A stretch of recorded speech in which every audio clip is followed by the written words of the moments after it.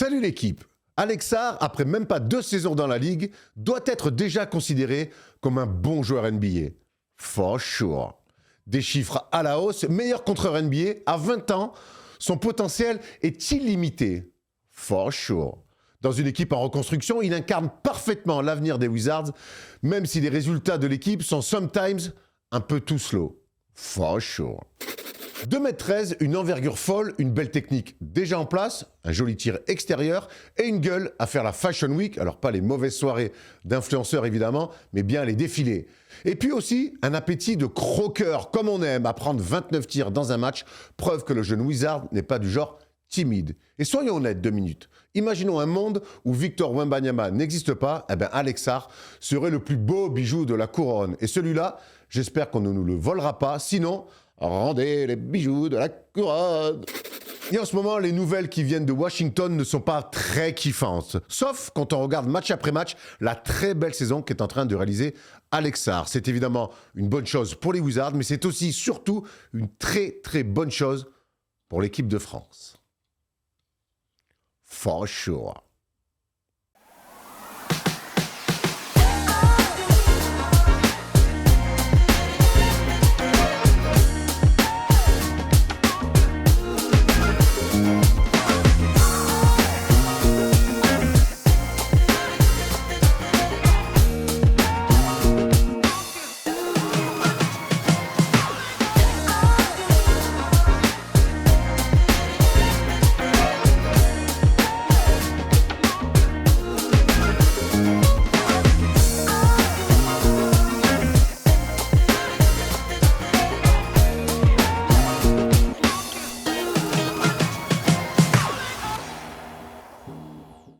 Salut l'équipe, on est jeudi et le jeudi c'est le First Day Show. Et aujourd'hui le hasard du calendrier des invités a fait que je me retrouve avec 2 fans qui ont passé une très très bonne soirée hier. Je parle évidemment du PSG, je parle évidemment de la Ligue des Champions.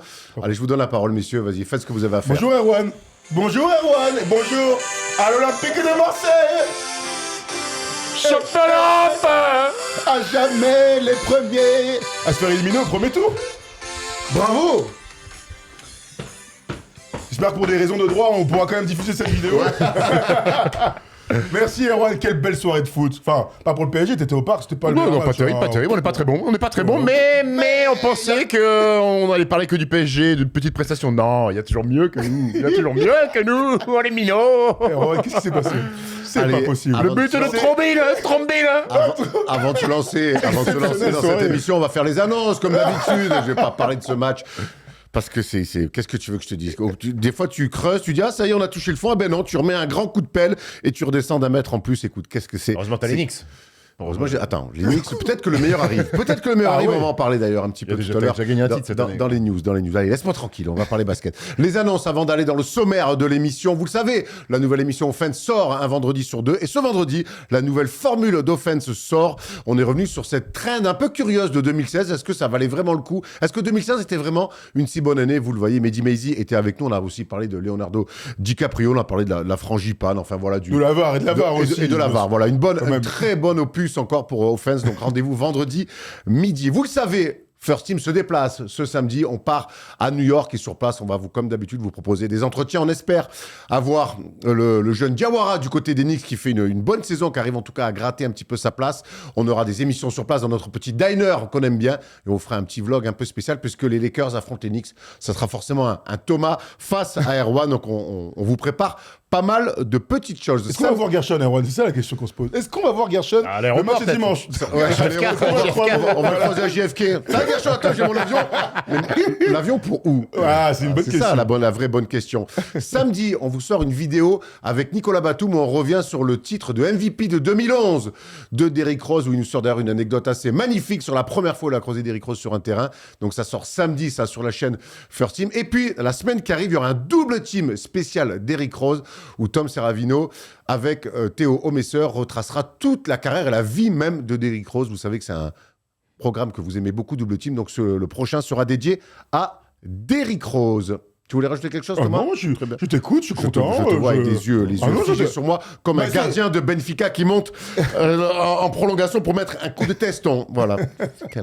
Allez, les news. Elles vont être longues, les news, cette semaine, puisqu'on va commencer avec La news principale, c'est Giannis Antetokounmpo risque de quitter les Bucks. Donc, on va s'attarder un petit peu sur cette info et voir où il pourrait arriver. On reviendra sur la potentielle dernière de LeBron James à Cleveland. On reviendra aussi sur Zachary Zaché qui, malheureusement, ne fera pas partie du Rising Star.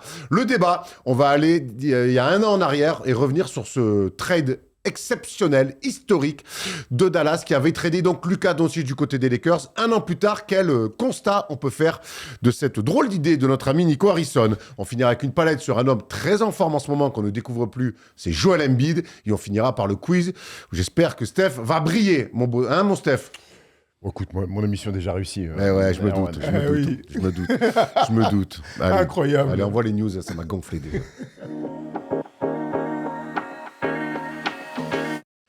Shams a tweeté hier et il a dit que les Bucks étaient enfin ouverts aux discussions autour d'un trade de Giannis Antetokounmpo. On a envie de crier Alléluia déjà parce qu'il est grand temps, on le répète et on le dira jamais assez, que cette relation toxique de ces dernières semaines, mois, voire années s'arrête. Et surtout, on va maintenant se pencher sur où pourrait atterrir Giannis. Il y a 4 équipes, il y a 4 frontrunners qui pourraient, pourquoi pas, essayer d'attirer Giannis. Les New York Knicks, priez Dieu, écoutez-moi s'il vous plaît. Les Golden State Warriors, le Miami Heat et les Minnesota Timberwolves. Ouais, absolument, Erwan. Il avait envie de prendre la parole, Thomas. J'attendais, parce que comme ça fait 7 minutes qu'on attend de parler. Non, du coup, t'as commencé hier, quand on était dans Clutch avec Rémi, on a eu l'information en direct, donc tout le monde a pu voir notre réaction.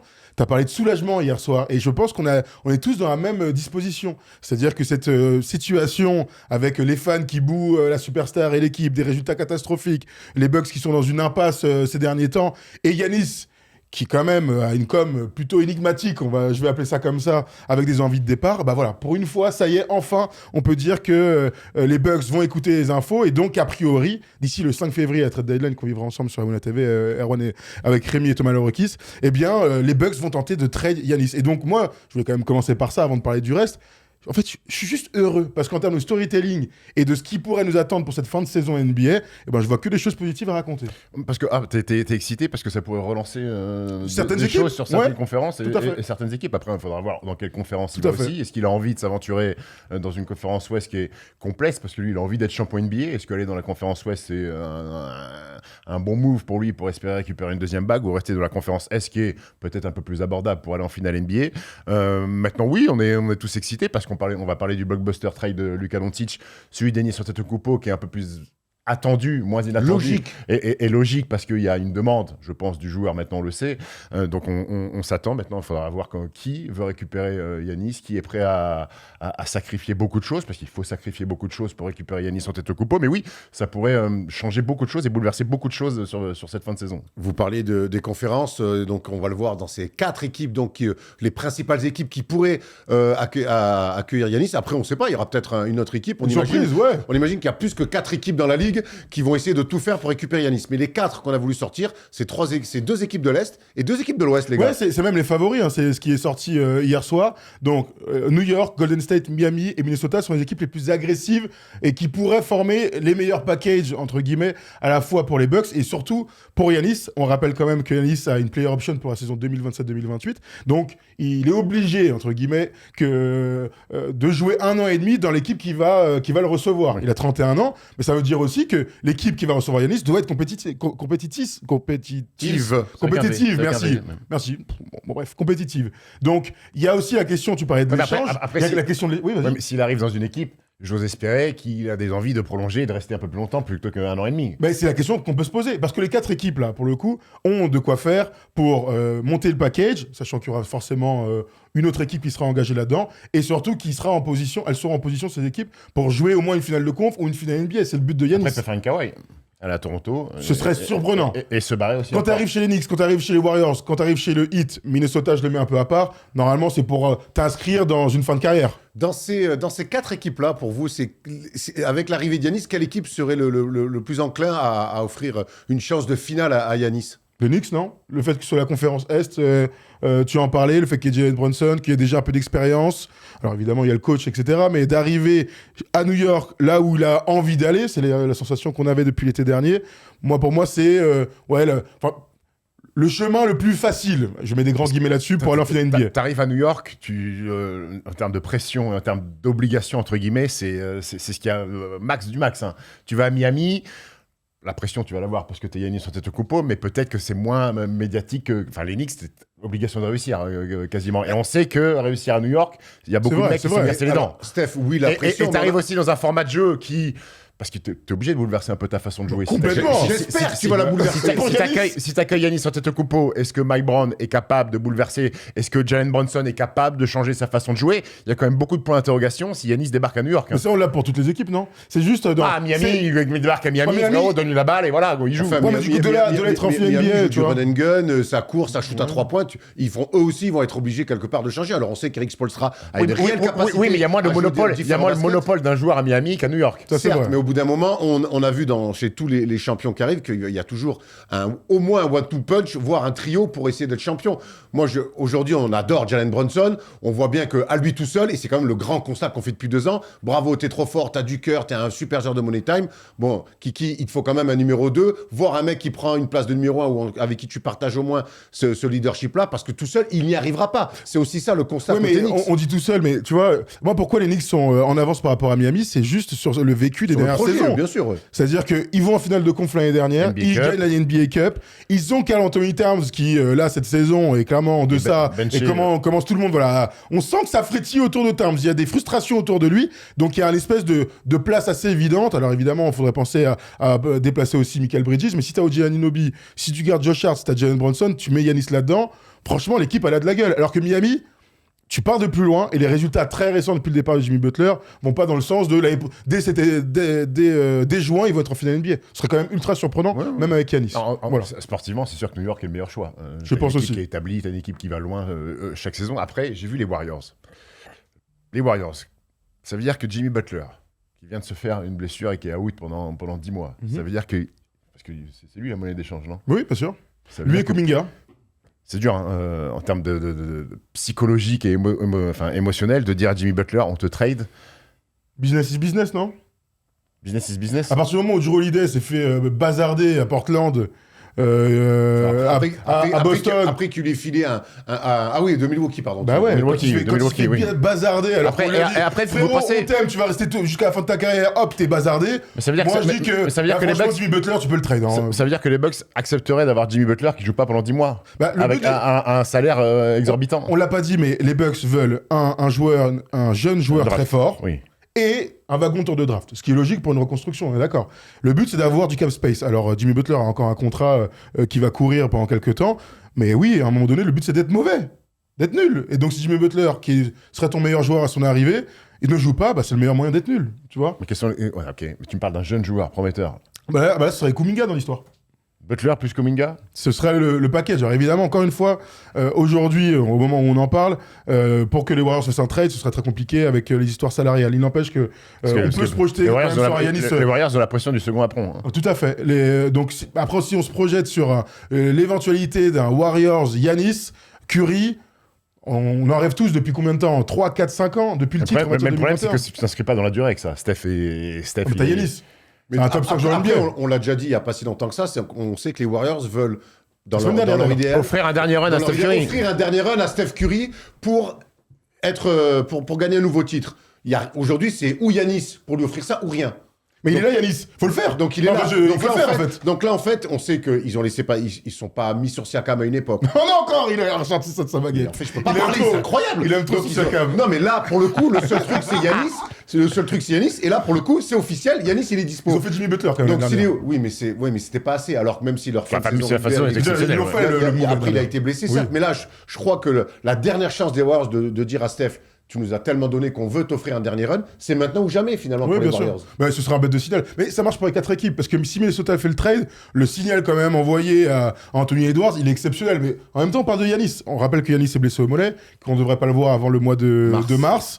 Donc il y a quand même des points d'interrogation qu'il faut mettre autour de Giannis Antetokounmpo, quelle que soit sa destination. On a vu aussi que les Spurs ont dit non, on bouge pas. On bouge pas. Super signal envoyé à la jeune garde. Mais c'est peut-être aussi une tactique de communication. Non, alors on verra aussi. Ce qu'on avait à l'époque où il y avait eu la rumeur aussi des Spurs, c'est il y a quelques mois un peu plus tôt.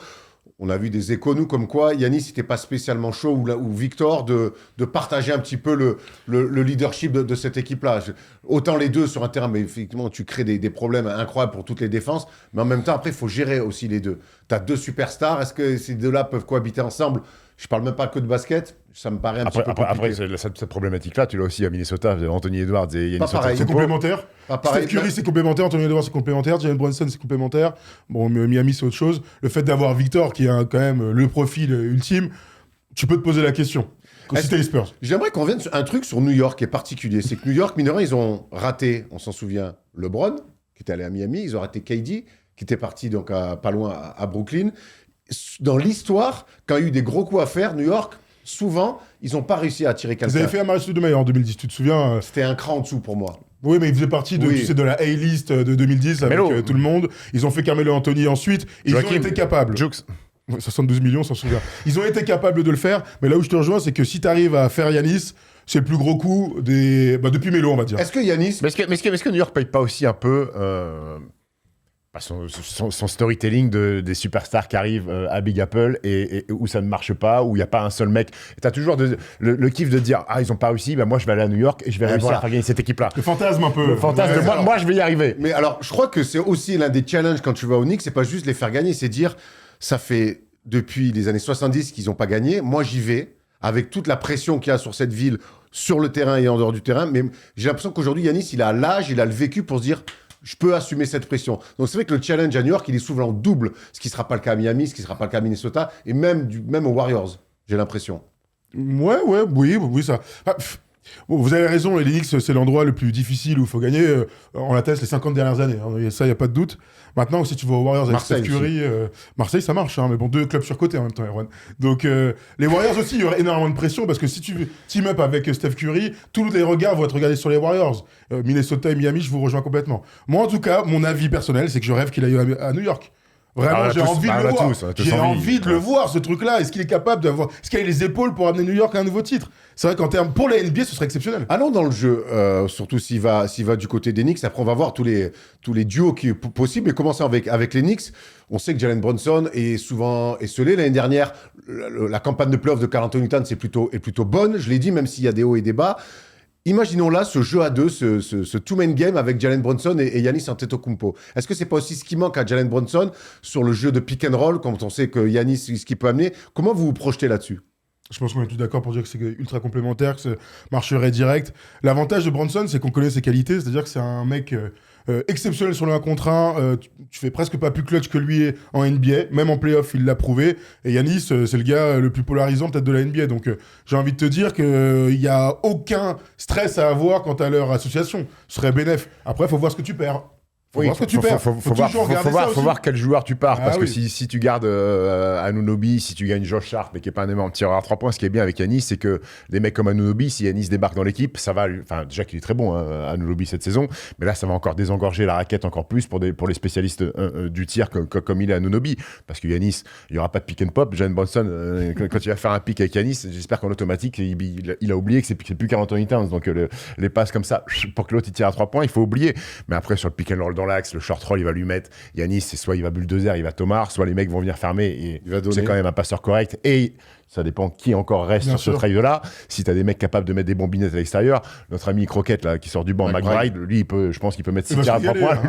Lui, il va se régaler. Landry Shamet qui est là aussi. Landry Shamet aussi qui est leur backup. Donc oui, ce pick and roll là. Et puis si tu prends l'option de absolument contester Giannis, Jalen Brunson va pouvoir se régaler sur sa main gauche ou sur le scoring comme il fait. Donc ça va être un vrai casse-tête défensif. Maintenant, il faut voir en contrepartie qui tu bazardes aussi à Milwaukee. Il faut pas tout sacrifier non plus, parce que tu peux pas te dire qu'avec Brunson et Giannis, ça suffira. Il faut quand même du monde autour. Ce qu'on a vu l'année dernière on en parlait tout à l'heure, mais avec l'arrivée de Luka aux Lakers, c'est qu'en général, quand il y a une superstar qui arrive et que tu envoies ton meilleur joueur ou pas mal de joueurs autour de ton meilleur joueur, bon, bah, l'année qui arrive là tout de suite, là, les playoffs qui arrivent dans 3-4 mois, c'est difficile d'être au complet pour essayer d'aller viser le titre. Donc il faudrait aussi un peu de patience et une intersaison où tu rectifies un peu ton effectif. Mais donc, Mitch et Robinson, à New York, il n'y a pas de patience. Donc, Mitch Robinson, Giannis Antetokounmpo, je te dis pas de jouer Bien ensemble, parce qu'ensemble c'est un peu compliqué, mais bon, quand t'as Mitch Robinson, c'est ta backup de Mitch Robinson. Drôle de spacing, hein. Oui, drôle de spacing, mais bon, si t'as un backup comme Mitch Robinson qui est très bon, et ces derniers temps, c'est même lui qui joue à la place de Karl Anthony Towns, c'est quand même dans la raquette, tu peux voir venir. Ah là, il y a moyen de faire des dégâts, oui, sur le notamment le rebond. On sait que c'est une partie très importante, notamment dans les matchs de playoff. Allons du côté des Warriors. Là aussi, on a l'impression que la complémentarité entre Steph Curry et Giannis Antetokounmpo, elle est naturelle. Mais au-delà des deux, Draymond Green, qui est un passeur formidable, je pense que lui, avec même Giannis Antetokounmpo, la relation peut avoir Draymond Green sur des high-lows, sur des flashs, sur des prises de position, c'est quand même un atout aussi supplémentaire. Steph Curry, on sait ce que ça va faire, Steph Curry, Giannis Antetokounmpo, là aussi c'est compliqué à défendre. Mais Draymond Green, on aime ou on n'aime pas, il a quand même cette faculté de lecture de jeu. Draymond Green, Giannis Antetokounmpo, moi ça m'excite aussi de voir le relationnel de passe. Draymond va pouvoir se régaler, donc ça peut être sympa aussi. Ouais, Dans le passing game des Warriors. Bah avec, oui, entre le jeu en mouvement, etc. Vous savez que les Warriors, leur rêve, c'est d'avoir un big man solide à un moment donné, d'avoir un gars, un poste 5. Le truc, c'est qu'il Ils avaient James Wiseman. qui n'a jamais malheureusement performé, mais tu vois, Giannis, c'est un poste 4 dans l'âme. Il a toujours joué avec un 5. Il a eu Brook Lopez, il a été champion comme ça. Quand Brook Lopez se bat, ils vont chercher Miles Turner pour faire les basses besognes et avoir du shoot externe. Moi, je suis curieux de voir derrière s'il peut jouer avec Draymond Green. Enfin, il peut jouer avec Draymond Green, mais on va lui demander de jouer 5 du coup. Ah bah oui. Tu vois, oui, assez normalement. Donc, faut aussi que À lui. New York aussi, je pense. Hein.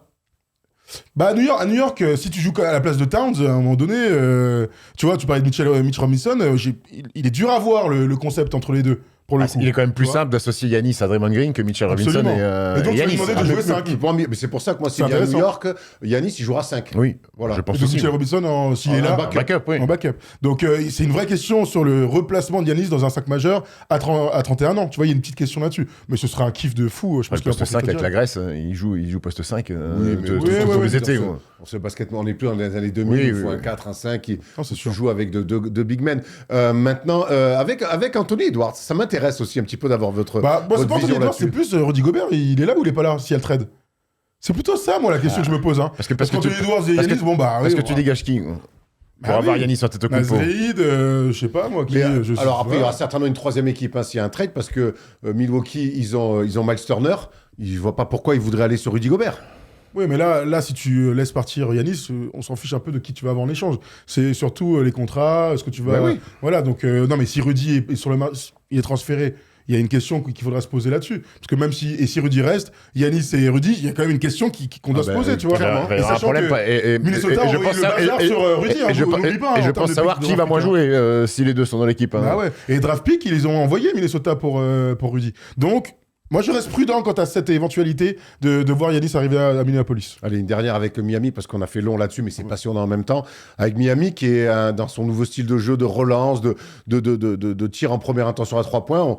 On imagine que Eric Spoelstra et cette belle organisation du 8 trouvera forcément de comment faire jouer cette équipe-là avec Yanis. Mais est-ce que Yanis Antetokounmpo qui arrive à Miami, après, tu ça perds- en fait un prétendant au titre? Après, je pense que tu perds Tyler Ouais, Hero, ouais. qui est quand même un maillon essentiel de la Ouais, façon de jouer d'Eric Spoelstra Tu peux jouer. sur Il le. retournerait dans le Wisconsin, il est de là-bas. hein, Ouais, Tyler Hero. mais je pense que tu enlèves un peu l'ADN de cette base de relance, de course et de tir à 3 points en Tu première peux t'en intention. mettre vite, qui quand était- même. Est-ce que Oui, Yanis, mais- est-ce que Yanis qui arrive à Miami aujourd'hui, ça en fait d'un coup un prétendant à aller en finale? Moins que les 3 autres.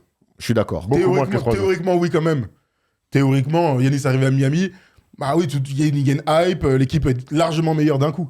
Donc moi, Ouais, j'ai envie de te dire d'accord, oui. mais est-ce que Parce que c'est au niveau directement de Toronto, est-ce que de Miami, Knicks, est-ce que tu vois. Miami, qui, admettons dans le deal, perd Tyler Hero et perd Kyle T'as Ware. raison, on le voit pas jouer, le mec. Je sais pas, il a fait quoi cette Kyle saison Ware et Tyler, bah bref, tu le perds. Est-ce que Miami, juste parce qu'il Avec Yanis arrive à Miami, Bam.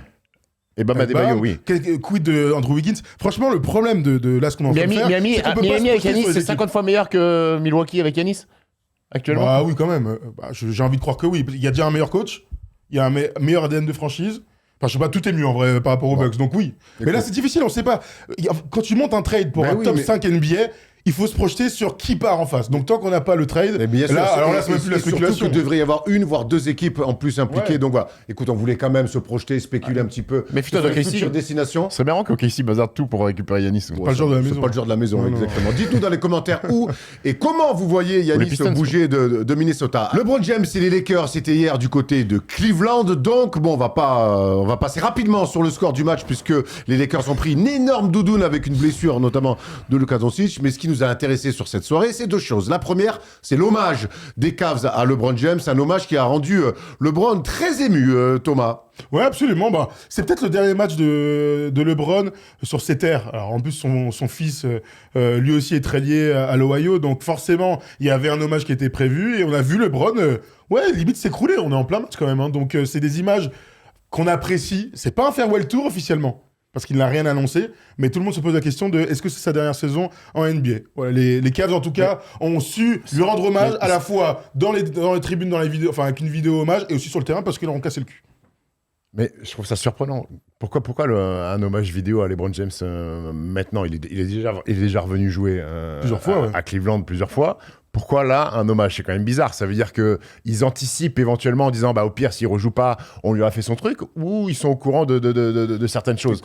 Ça sort pas ça sort pas nulle part comme ça en plein match d'envoyer une vidéo hommage comme ça. Saison, on peut imaginer que c'est la dernière. Je vais essayer de te donner un petit peu d'infos parce que voilà ce qu'a dit LeBron James. Et là, peut-être que ça va éclairer ta lanterne. Cela pourrait être ma dernière saison. Donc j'essaie simplement de profiter pleinement de chaque instant sans rien prendre pour acquis. Je n'ai évidemment pas encore pris de décision quant à mon avenir, mais cela pourrait très bien être le cas. Donc voilà, il prolonge plus le mystère qu'autre chose. En tout cas, la question se pose.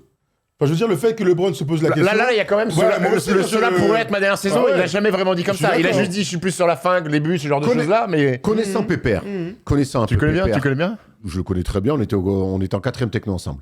Il a mieux fini que toi, quoi. No shit. Grâce à l'école, hein. Je lui ai prêté mon normographe. Ton fil d'étain avec ton fer à souder. Tu te souviens pas le normographe? Non, pas du C'est tout. une grande règle où tu avais les lettres dessus, tu sais, pour écrire. Ah non. C'était une école spéciale que tu faisais? Non, mais c'est pas vrai. Il y avait Charles Xavier en tant que principal. Si seulement. Si seulement. Connaissant LeBron, on imagine vraiment qu'il va faire sa dernière saison, qu'il va Sans l'annoncer. rien dire. Sans rien dire. J'ai envie Il y a un monde. Il va pas faire Arrête, son c'est bon, fardeau il va et se faire mousser dans toutes les tout. salles. Oui, mais il y a un monde. Je dis pas que je suis pas d'accord avec vous. Je dis il y a un monde, c'est une possibilité. Et il est vieux, les gars. Hein. Il est vieux. Vous avez vu qu'il a dit qu'il a arrêté de boire de l'alcool parce que... Il fait plus de vin rouge? Il fait même plus de petits verres, là, une bouteille à $20,000, sinon c'est pas drôle. Mais il a dit j'arrête la tease pour rester fringant. Parce qu'il s'est blessé souvent. Par contre, il en vend toujours. Avec Non. Hennessy. Avec Hennessy, ouais. Ah, mais c'est pas du vin, ça. Oui, d'accord. C'est de C'est la l'alcool, tease, par quand contre. même. Ah oui, Jusqu'à preuve du c'est pas contraire. la même chose, il peut faire. Bon, j'allais faire une blague que je vais pas faire. Voilà, merci. Mais bon, bref. Oui, très bien. Bon. Mais en tout cas, c'est un indice, c'est intéressant. Bah, À c'est suivre. un indice, on sait pas en tout cas, on indice. sait pas trop, on verra Puis bien. après, l'émotion, c'est quand même alors, parce que c'est Cleveland et compagnie, mais l'émotion, est-ce que ce serait pas kiffant qu'il termine à Cleveland? Bah, Une dernière saison Ouais. Comme Ouais. Scottie Pippen à Chicago? Personne s'en souvient. Non. Bon, c'est LeBron. J'ai du mal à imaginer LeBron reparti vivre à Cleveland. Voilà, je vous dis juste ça pour le Après, s'il business. ramène son fils, il a peut-être plus de chances de jouer à Cleveland. Bah, hier, il a mis 8 points, Bronny, hein, dans le garbage time de 8 minutes. S'il veut que son fils joue, il faut qu'il signe à Vichy, hein, par contre, en Élite Ah, 2. t'es sévère, t'es sévère. Je suis sévère. Ah, Ils ouais, ont Bronny. il est quand même meilleur qu'un joueur d'élite 2, quand même, Bronny James. Je n'exagère pas non plus, quand même. Ça reste à prouver. Je dis pas que c'est une star NBA, mais je pense qu'il vient. On le met en Élite 2 et tu penses qu'il met 15 points par match? Ouais, je pense. D'accord, ok, bah, je sais je pas. pense, Je pense qu'il est Moi, je moins sais fort. pas. Je pense qu'il est moins fort que Jerian Grant. Hein, donc Jerian Grant. Et il joue pas là, frère, Jerian Grant. Oui. Non mais merci. Mais c'est pour te dire. Jerian Grant, il a 32 ans. Jerian Grant, il est meilleur. Il est pas en NBA. C'est dans ce sens-là que je te dis ça. Ils l'ont D'accord, mais lui, il me parle de Vichy en élite 2. L'autre, il est pas Jerian là. Grant vient de signer à Vichy aussi. Et on embrasse Dina Issa à la fin. Bah, bien sûr, c'est dur. Qui coach là-bas. Il s'est passé autre chose. Je serais content de l'avoir, je pense. Ouais, bah, tu m'étonnes. ou pas, qui sait. Il s'est passé autre chose dans ce match-là, quelque chose d'assez surprenant. C'est le joueur Jalen Tyson qui a fait cette déclaration en conférence de presse, qui a dit Cleveland, c'est la ville de Donovan Mitchell maintenant. Bon alors, ça reste des déclarations d'un jeune joueur qui a envie un petit peu de se faire mousser et il s'est C'est excusé évidemment, après. hein. C'est excusé encore. Attends, je te mets de contexte et tu dis après sa réponse, ils sont en interview juste après le match avec Donovan Mitchell. Donovan Mitchell a été excellent dans le match. Lui aussi d'ailleurs, Tyson fait une super saison. Ils sont tous les deux et donc Donovan Mitchell est à deux doigts de répondre et il lui coupe un peu la chic et lui il dit ça justement. Mais c'est maintenant c'est la ville de Donovan Mitchell. Et après Donovan Mitchell débunk direct en disant non, ici il y a des fondations, celle de LeBron, etc. Et ensuite il dira. Bon. Et ensuite, il dira ça en conférence de presse, parce qu'il a vu, Voilà. il a vu ce qui s'est passé ensuite. Il a vu des regards, des visages Voilà, un il peu s'est fait se décomposer. Et évidemment, c'est de la maladresse de la part d'un jeune joueur, parce qu'aujourd'hui, on veut tout le temps trouver la punchline. Il est quand même revenu sur ses propos. Il n'y avait aucun manque de respect. Bon, et l'un des plus grands joueurs de l'histoire de ce sport. C'est grâce à lui que je suis devenu fan des Cavs quand j'étais enfant. Si j'ai offensé quelqu'un, je m'en excuse. Oui, il a dit je vais donner des flowers à de la Donovan, maladresse. je connais. Oui, Bon. de la maladresse. Mais le problème, c'est que l'attitude sur l'interview, elle se la pète un peu, tu vois. C'est comme la panenka d'Mbappé, c'est maladroit, quoi. Pour rendre hommage à Brahim Et Diaz. la Balenka de Brahim Diaz, un avis c'est maladroit aussi. Ça, c'est plus de la bêtise. Et le 3-0 à Bruges, c'est maladroit. Non, je pense que c'est du talent, ça. Ah, d'accord, très bien. Manque de talent. Talent de qui? talent de qui. Donc voilà, il s'est passé des choses du coup hier soir du côté de Cleveland. On va revenir sur une séquence qui s'est passée cette semaine. Sur les news encore là. Hein Sur les news, là. elle est longue l'émission. On va revenir sur une séquence qui s'est passée cette semaine. Vous le savez, Tyrese Haliburton s'est blessé lors du match 7 des dernières finales NBA. On ne le reverra pas de la saison, mais ça n'empêche pas de faire parler de lui puisque cette semaine, il était avec LeBron James dans leur émission et il a eu cette séquence-là. On vous la met et après on en parle. So we're at the Olympics. We're in the back doing film before the Olympics start. And before it starts, it's like, all right, we're going to have the team meeting where we acknowledge that all 12 guys cannot play. And so Steve starts talking about how everybody can't play. And Bron is talking about how, you know, in the 04 Olympics, I didn't really play that much. And you got to put your pride aside that, you know, it's about bigger than you. And Katie's over there, like, at the end of the day, with 12 All-Stars, everybody's good. You know, we're just trying to win, right? And I'm sitting there and I'm listening. I'm like, yeah. And as we start film, I'm like, but who are they talking about? Like, who are these? And I'm looking around. I'm like, oh, he ain't talking about him. He ain't talking about him. I'm like, oh, they talking about me. I'm sitting there. I'm like, oh no, this is what it is. I was like, oh, I was sitting there. I'm watching film. I can't even pay attention to film. I'm like, damn, like, it's over. It's over, man. Oh, I ain't get no PT out here. It's over. I'm the one guy in the school project that didn't do nothing and got an A. Dog, I was sitting there, I'm like, oh, it's over. It's over for me. I'm not, you know, it's cooked. C'est génial ces séquences-là. Tu sais, ça me rappelle dans les vestiaires le fameux on. Tu sais, il y en a qui joueront pas. Il faut qu'on fasse tous des sacrifices. En fait, quand t'es sur 10 ou 12, là, pour le coup, les sacrifices, il y en a toujours un ou deux qui le font. Et puis, enfin, genre, dans un vestiaire, tu sais sur qui c'est quand t'as perdu un match. Tu dis, on n'a pas fait cette erreur défensive, on n'a pas été bon. Gros, c'est toi qui t'es trompé, qui a oublié de switcher. Tu sais que c'est pour toi. Mais oui, la séquence est marrante. Maintenant, on sait que, il aurait pu dire, il y a Jason Tatum aussi. Mais je crois que Jason Tatum, il a mal pris. Il a dû regarder, il a dû dire, bah, c'est Haliburton. Ça l'a fait mourir. Je crois qu'il est passé d'ailleurs. Il a fait une interview il y a pas très longtemps. Il a dit, moi je suis champion first team, NBA, on est 4, il y a 4 mecs avec moi à être NBA first team, moi je joue pas de minutes, il a du mal à comprendre Jason Tatum. Ça c'est une preuve de plus que dans la vie tout est relatif, c'est-à-dire que tu peux être une superstar, t'es un bête de joueur, t'es exceptionnel. On était à Manille ensemble, on a vu Tyrese Haliburton être l'un des meilleurs joueurs de Team USA, alors ils font une 4e place. Meilleur que Jalen Brunson. Largement meilleur que Jalen Brunson, t'as raison. Et le gars avec les Pacers, c'est une star et tout, il arrive avec Team USA, bah là t'es le 12e joueur en fait. Sachant que Tatum on l'a un peu vu jouer, lui il a vraiment pas joué le pauvre. On voit aussi qu'il est bonnard. Non mais ça on l'avait vu, on l'avait vu sur Netflix, c'est un des personnages les plus attachants qu'on a pu voir. Il a une manière de parler où il ferme pas la bouche, là c'est exceptionnel. Puis il est drôle quoi, c'est vrai qu'il est vivant et LeBron pour mettre de l'ambiance, il est trop fort. Ça donne des bêtes de séquences. C'est un kiffeur à Haliburton, vraiment ça se voit là. Mais vraiment ce truc de il y a des gars ils vont pas jouer et tout. Alors lui il va jouer. Bah, lui aussi. Oh putain, c'est moi qui vais pas jouer. C'est fou. Ça montre aussi lui en fait la manière qu'il a de penser de champion. Pour lui, il vient à Team USA, il vient jouer. De son premier truc, c'est de dire je vais jouer. Qu'est-ce qu'il y a? Et en fait, quand on annonce la consigne et qu'il regarde, il fait merde. En fait, Steve Kerr, il a pu voir jouer les 12. À un moment donné, il s'est inventé une vie. Tu peux aller sur la finale, je dis pas, ou sur le match contre la Serbie, ils étaient struggle. Sur l'entièreté de la compétition, je pense qu'à 12 tu peux jouer. Tranquille. Oui, et puis surtout lui il se dit ok, puis en plus c'est pas les mêmes règles, c'est 4x10, donc il y a 8 minutes en moins. Donc putain, je crois que je suis niqué gros. Alors on va enchaîner avec la dernière news, ça a été long mais on était obligé de parler de ça. Il y a la liste du Rising Star qui donc est sortie. On retrouvera évidemment le français Alex Sarr. Par contre, on ne retrouvera pas le français ancien numéro 1 de draft Zaccharie Rizaché. Steph, il est toujours. Hein. Oui, non, je lance. L'année dernière, je voudrais ton avis là-dessus. C'est pas des bons signes de pas retrouver Zaccharie Rizaché. On voit ces stats-là. C'est pas des bons signes. Cette deuxième saison. On est triste parce que l'année dernière il y était, là il y est pas. Mais quand tu regardes toute la liste des garçons, des sophomores qui sont appelés, c'est que des mecs qui ont progressé sur la deuxième année. Il y a pas un mec qui a des stats et c'est le seul. Puisqu'on parle de Zaccharie, il y en a d'autres. Mais puisque ça nous concerne nous Français, c'est celui qui a des moins bons chiffres que la saison dernière. Sinon tous les autres, ils sont Jay Mitchell deuxième année. Bon, il est magnifique. La dernière, il n'existait pas. Là, il a 16 points de moyenne. Klingan, ils sont tous meilleurs. Jalen Wells, ils sont tous meilleurs. Richie Pard, il y a que lui qui est moins bon. Donc à un moment donné, la NBA, ils ont pas vu numéro 1 de draft. Atlanta l'année dernière, il était bon. T'es moins bon que les autres cette année, t'as pas progressé, t'es pas récompensé. Voilà, écoute, j'espère que ce sera une petite piqûre de rappel et qu'il fera parler un peu la fierté et l'ego, parce que je pense que ça doit faire mal quand même quand t'as vécu la fête l'année dernière et que t'y es pas cette année. Voilà, on lui souhaite d'être meilleur, on lui souhaite de gagner des matchs, mais c'est pas une fin, c'est pas dramatique, c'est pas la fin du monde. C'est pas une fin en soi, et c'est ce qu'on disait hier dans Clutch aussi un petit peu. On espère que ça sera une piqûre de rappel, d'aller un petit peu se faire violence sur des aspects où on attend que Zaccharie progresse. Voilà ce qu'on voulait dire. Vous le savez, Notre partenaire Oli est avec nous pour bien s'hydrater. Steph, quel est le meilleur shooter entre Thomas et moi? Thomas qui? Dufan. Thomas Dufan. Non, pas Thomas Laroukis. Meilleur shooter sur des spot-up.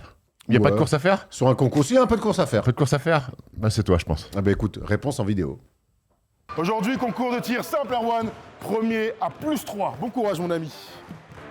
Allez, commence.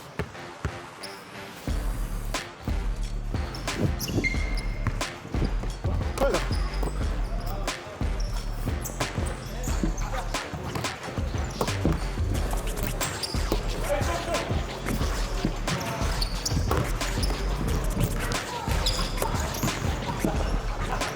Allez!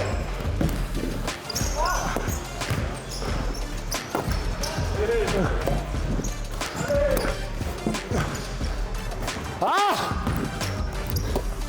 le court! Il est court! Allez, allez, allez! La fin.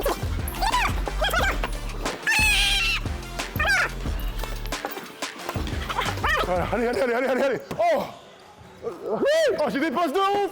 Non, j'ai des passes de ouf! Mais non, mais oh! Ils sont horribles! Aïe! Allez, balle de match! Yes! Allez, bravo! Wouh! Oli, Oli! Waouh! On a gagné, on va pouvoir s'hydrater avec les copains d'Oli parce que c'est les meilleurs. Bravo, mon grand. Waouh! C'est un bon concours. C'est un très bon concours. Il y a la Laroukis qui est derrière la cam et Steph, pendant le truc, il dit ils sont cramés. Oui, Mais c'est vrai. Les mecs, ils ont l'impression qu'on prépare les JO. Mec, bien sûr qu'on est cramés. On n'est pas en forme. Il y a Bravo, encore- Erwan. On De s'en toute façon, fout. si t'es cramé, après, c'est Oli. Voilà, Exactement. exactement. Donc Erwan, pour s'hydrater derrière, il a pris sa petite bouteille d'Oli. Vous savez qu'on est à fond en ce moment pour éviter tout ce qui est sucre et les sodas surtout. Donc on est chez Oli. Je tiens quand même à dire, tu as posé la question de manière tout à fait honnête. Je pense que j'ai jamais battu Erwan sur un concours de tir. Sérieux? Moi, je pense que j'ai jamais battu. Alors que sur les 2-2, oui. De 2, 1, 1, tout le reste. Hier, vous étiez là, vous avez fait des 2 contre 2. Tout à Qui a fait. gagné? Non, c'est moi. Mais T'étais avec qui? J'étais avec Ayman, il était avec Tom Serravino. Facile? Un premier set à Roland Garros entre 6-2. 6-1. Ah, c'est ça. Ah ouais, Ça d'accord. peut arriver, mais c'est pas grave, ça, les rigueurs. Bonne ça, attitude, ça, bonne attitude. 4 sur 10. Ah bon? Ah bah quand un mec qui met une frappe, c'est déjà moins 2 pour moi. Après, sur le reste, t'as été honnête. Mais t'as mis une frappe qui a touché le truc là-haut. Bref. Ah, je me suis Votre dribblé des fois sur le pied. Je fais quitte à mettre le pied, autant mettre une demi-volée. Il a mis une demi-volée, mais c'est spécial. Je pense qu'Erwan, j'ai vu plus mettre de demi-volée. Enfin, j'allais dire. Non, je peux panier. pas comparer. Non, de panier quand même pas. Abuse pas. Que de but dans sa carrière, ça c'est sûr. De mes Oh, yeux vus. Mes yeux vus. Bon, peu importe, on s'en fout. Très bien. S'en fout. Bravo, en tout Allez, cas. on va t'as dans le gagné. merci. Merci, Attends, mon si Tom. vous voulez une revanche, vous nous dites et on, Ah ben on y oui, retourne. Hein. Exactement. Ah ouais. En plus, il n'y a pas tant d'écart que ça, donc tu vas me taper bientôt. J'en doute pas une seconde. Allez, on va dans le débat, puisqu'on veut revenir sur ce trade historique, et c'était il y a déjà 1 an.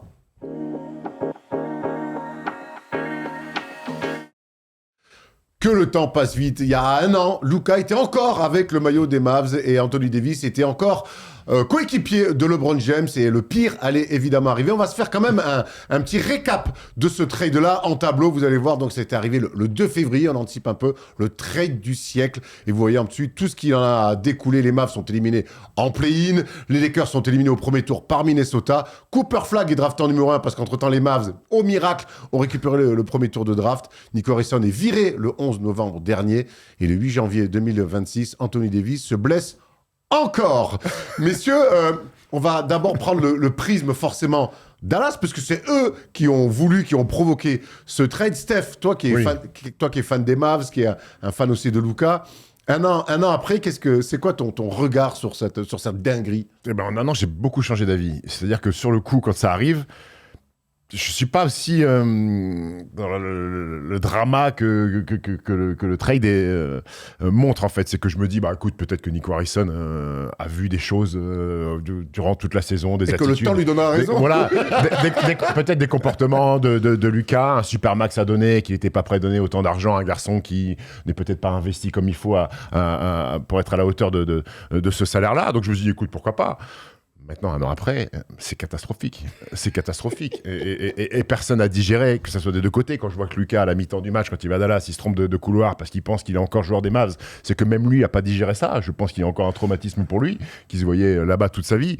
Et quand on voit aujourd'hui où est Dallas, Cooper Flagg, c'est bien, mais Cooper Flagg ne te permet pas aujourd'hui d'être une équipe compétitive. Quand Anthony Davis, c'est un fiasco complet. C'est un fiasco. N'ayons pas peur. Il devrait être tradé, hein, Anthony Oui, Davis, oui, n'ayons pas peur des mots en disant oui. C'est un fiasco, c'est un échec complet. Le mec est toujours blessé. On pensait que ça va s'arrêter les blessures, mais non, ce mec-là est un fragile. Partout il ira dans toute n'importe quelle franchise, il se blessera. Donc c'est un fiasco complet. Aujourd'hui, Dallas est à 2 doigts de est-ce qu'on joue pour le play-in, est-ce qu'on a 2 doigts de tanker de 3 ans après être en finale NBA avec Luka Doncic. Donc c'est honteux. Et côté Lakers, parce qu'on est obligé de voir aussi ce qui s'est passé du côté des Lakers. Alors est-ce qu'on va comptabiliser vraiment cette demi-saison de Luka où il y a une défaite au premier tour des playoffs contre Minnesota? Bon, peut-être pas forcément impliqué encore dans le truc et tout ça. Cette saison, je suis pas sûr que ça soit un trade révolutionnaire pour les Lakers non plus. Bon. Je suis assez d'accord avec toi, on reviendra sur les Lakers. Tom, j'ai envie de te dire cette phrase qu'avait dit Nico Harrison, qui était quand même assez incroyable, qui avait argumenté et expliqué son coup de folie en disant « win now ».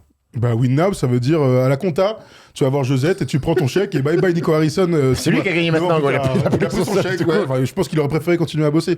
Non, on est un an plus tard du trade le plus qui a secoué la NBA comme on n'a jamais vu depuis qu'on bosse autour de la NBA. Ça a été un raz-de-marée parce que normalement les superstars demandent leur trade. On ne trade pas une superstar. Tu vois, Zion est toujours aux Pelicans, par exemple. Alors, je fais aucune comparaison sur les carrières des deux joueurs, mais normalement, il faut vraiment aller au bout d'un cycle pour voir un trade d'une superstar. Tu parles des Pelicans, c'est Anthony Davis qui avait dit... il voulait se barrer, il voulait aller aux Lakers, il est allé aux Lakers. Luka aurait dû demander son trade pour partir un jour, et il n'était pas du tout dans cette optique-là. Alors, peut-être qu'il était un peu en surpoids, il était en surpoids, disons-le. Peut-être qu'il n'était pas assez motivé, peut-être qu'il y avait des comportements qui n'étaient pas ouf. Ouais. Mais en fait, ça, c'est les aléas d'une carrière entière. Quand il y a un mec qui a 25-26 ans, tu dois tout faire pour le garder, le choyer et autour de lui construire la meilleure équipe possible. Ce qu'ils ont réussi à faire en amenant Gafford, Kyrie, PJ Washington. Tu sors d'une finale NBA, tu trades le mec derrière. Alors, Nico Harrison est le grand fautif, on le sait maintenant, un an plus tard. À l'époque, on disait que vous verrez, c'est le pire trade qu'on ait jamais vu. On est un an plus tard. Oui, je pense que c'est le pire trade qui ait jamais existé, même si on verra si Luka gagnera avec les Lakers. Parce que on ne trade pas une superstar, parce que tu te coupes de résultats à très court terme. Superstar à cet âge-là. À cet âge-là. Et tu te coupes surtout de tes fans. Les fans ont vécu ça comme une trahison, et à juste titre. Et ça, c'est quand même tu vois, on parle de business tout le temps, mais à un moment donné, le sport de haut niveau vit parce qu'il y a des fans qui viennent à la salle, qui achètent du merch, qui sont à fond dédiés, qui prennent des abonnements à $20 000 la saison pour aller voir des matchs. Si les fans sont plus là, la franchise meurt. Donc si tu leur coupes leur superstar, et ben quelque part, tu leur plantes une épée dans le dos. Mais t'as raison, parce qu'une identification, c'est importante, et l'identification à Luka Doncic, elle était énorme à Dallas. T'as lu Nowitzki, Luka est arrivé après, les gens venaient à la salle. Pour faire le comparatif, moi je suis allé plusieurs fois à Milwaukee, parce que mon frère habite pas très loin. Tu vas voir les Bucks jouer, les gens viennent pour Giannis Antetokounmpo. Quand Giannis va partir, tu verras ça va pas être la même chose à Milwaukee. La salle est remplie pour voir un phénomène, pour voir Giannis Antetokounmpo. Et c'était la même chose à Dallas. Et je pense qu'il y a un désamour aujourd'hui un petit peu. Alors, la salle est remplie parce que Cooper Flagg, un peu de hype et tout ça. Mais c'est pas pareil. C'est pas la même vibe. T'allais à Dallas voir Luka, voir une équipe compétitive, susceptible éventuellement de ramener une deuxième bague de champion ou de faire un run en playoff. Aujourd'hui, tu vas à la salle voir Cooper Flagg, mais parce que tu as un phénomène devant toi, mais il n'y a pas d'ambition. Il n'y a pas d'ambition de résultat. Il y a eu une vraie fracture sportive, parce qu'on rappelle, et tu fais bien de le dire Thomas, qu'ils font finale NBA l'année d'avant, en faisant venir Kyrie, en tentant un coup qui marche, tu fais finale. Il y a une vraie fracture, et on l'a vu d'ailleurs avec les fans des Mavs, mais dans leur malheur, parce que c'est un malheur qui est arrivé à cette franchise-là, de ce qu'a voulu faire Nico Harrison, ils ont quand même sauvé les meubles avec ce tour de draft où tu as Cooper Flagg qui incarne un renouveau. Il va falloir du temps, mais tu repars à zéro. Parce que imagine s'ils n'avaient pas eu le premier tour de draft. Ils seraient au bout du relax. Imagine. Mais dans le malheur n'est toujours l'espoir, c'est ce qu'on dit un peu. L'espoir des Mavs, c'est qu'un jour, Cooper Flagg soit au même niveau que Luka et t'amène en finale NBA. C'est ça, l'espoir qui doit tenir le fan du Mavs aujourd'hui. Est-ce qu'un an plus tard, on arrive à comprendre et de penser que Nico Harrison a pu agir seul quand on voit les conséquences sportives, extra-sportives que ça a pu amputé à cette franchise. Bah, c'est lui le décisionnaire. Alors, non, c'est lui qui a émis l'idée, et à un moment donné, il faut, tu vois, comme dans Faut toutes les qu'il y ait entreprises, des mecs au board quelqu'un qui signe. Oui. Mais quand tu connais rien au basket, Mark Cuban l'a dit de nombreuses fois, s'il avait été encore propriétaire à ce moment-là, c'est au moment en plus de la vente, le stylo, il aurait pas eu dit, mais d'encre, hein. jamais de la vie on laisse partir Luka. Mais parce qu'il aime le basket, il aime ce truc-là. Donc, oui, les propriétaires n'ont pas été bons, et je pense qu'ils s'en sont rendus compte assez rapidement, puisqu'ils ont viré Nico Harrison finalement quelques mois plus tard. Donc, oui, c'est de sa faute en fait. Parce que tu dois pas arriver avec cette idée-là. Ça veut dire que c'est ton ego qui a... t'as laissé parler ton ego plutôt que au moins un petit peu de logique sportive à moyen terme. Mais- Sur 3 ans, tu peux dire, on verra dans 3 ans si on tombe pas en fait NBA, on cut, on transfère Luka. Ok, dans 3 ans. Mais je pense, je sais pas ce qui s'est passé dans la tête de Nico Harrison, qui a dû peut-être être irrité parce qu'il pouvait voir au quotidien, peut-être aux entraînements de Luka Doncic, et que lui, il est parti dans un process de je dirige une entreprise. C'est une équipe de basket, c'est différent. C'est pas et qui s'est dit, et que les mecs ont signé au-dessus de Nico Harrison a dû leur expliquer. Je pense qu'il n'est pas arrivé en disant on va trader Luka. Je pense qu'il est arrivé avec des arguments de Anthony Davis, défensivement, machin, il a dû expliquer. Et donc les mecs l'ont écouté, ils ont dit ok. Par contre, dans leur tête, ils ont dit par contre, tout ce que tu viens de nous dire là, sur l'arrivée d'Anthony Davis, sur ce qui va se passer, qu'on va gagner maintenant et tout ça, t'as intérêt que ça marche, parce que là, on fait beaucoup de dégâts à la ville, on fait beaucoup de dégâts à la franchise. Et ils ont vu, au bout de 4 mois, que tout ce qu'il avait dit, il n'y a rien de vrai, et ils lui ont dit, bah dégage maintenant, parce que En fait, ce qui est fou avec ce projet Nico Harrison, c'est que ça a marché 3 quarts temps. Oh, Mais c'est vrai. on en parle tout le temps. C'est une Madeleine de Proust maintenant de dire ça. C'est comme pour Siakam avec les Warriors, pour Ouais. toi. Non, C'est mais- déjà 3 quarts temps. C'est pas Parce beaucoup que- à 3 quarts temps non, mais sur une saison éliminée. Rien en fait. Souvenez-vous qu'on est là, on se dit mais qu'est-ce qu'il a branlé. Bon ben on attend de voir Anthony Davis. Premier Son match pre- d'Anthony Davis, son il a tout premier- arraché, son gros. premier match, il fait un 3 quarts temps, il est exceptionnel. On se dit mais en fait c'est nous les Génie, coups de tête c'est un de la génie. division. Hop l'autre il se pète. Mais Bon, c'est l'histoire de sa terminé. vie, au mec. Ah ben oui. C'est Mister Glass. Anthony Davis, Attends, c'est la fort. blessure, la Oui. blessure là, alors il pourrait ne pas jouer cette saison. La blessure, elle est ridicule. Il fait ça sur un mec, il se casse le doigt, le gars. De quoi on parle? Faut pas parler du niveau d'Anthony Davis sans oublier le fait que ce soit le mec. Faut prendre le package complet, gros. Petit Robert, il y a. Je préfère gros Lolo, je préfère gros Lolo, moi. Je préfère gros Lolo, moi. Il y a le gros Robert, le dictionnaire, il y a injury prone et à côté il y a Anthony Davis comme ça en photo. C'est comme ça, gros. C'est incroyable. Mais de quoi on parle sur 3 quarts temps? Ouais, Sur c'est la- vrai. Sur 3 quarts temps. la Combien de matchs position. manqués? On peut le voir ce tableau. On va se faire un petit kiff quand même sur la comparaison entre les deux joueurs. Regardez à gauche, un an plus tard, Anthony Davis. 24 matchs manqués sur 32. Cette C'était saison. l'année dernière, hein. Oui, l'année dernière. Cette année, 27 matchs manqués sur 47. et- On ne peut même pas parler de stats en fait. On s'en fout des stats. Et je sais pas comment Nico Harrison n'a pas pu prendre ça en compte. C'est-à-dire que tu fais un transfert qui est historique, tu transfères l'un des top 3 meilleurs joueurs au monde ou de la ligue, qui est Luka Doncic, tu récupères Anthony Davis, mais il s'est pas arrêté au prisme du basketteur quand même. J'ose espérer que Bah si. avec la responsabilité que tu as dans cette franchise-là, le poste que tu as, où tu as des décisions à prendre, j'ose espérer que t'as pas regardé juste le basketteur Anthony Davis, les chiffres, points, rebonds. Si. J'ose espérer que t'as fait appel, parce que ton Rob Pelinka, c'est ton sauce apparemment, t'as pas fait appel au staff médical des Lakers, t'as pas fait appel au staff médical des Pelicans pour avoir un background sur les antécédents des blessures du corps. Enfin, c'est ce qui se fait normalement quand tu recrutes un joueur. Tu t'intéresses à autre chose que bon contreur. Putain, il est bon sur du. Oh, Oui, le merci, mec est blessé tout le temps. J'ose espérer que t'as ton fichier médical avec tout ce qu'il a. Parce que c'est Vous vous catastrophique. souvenez qu'ils ont appelé 2 équipes, hein? Allô, Milwaukee, Yannis est dispo?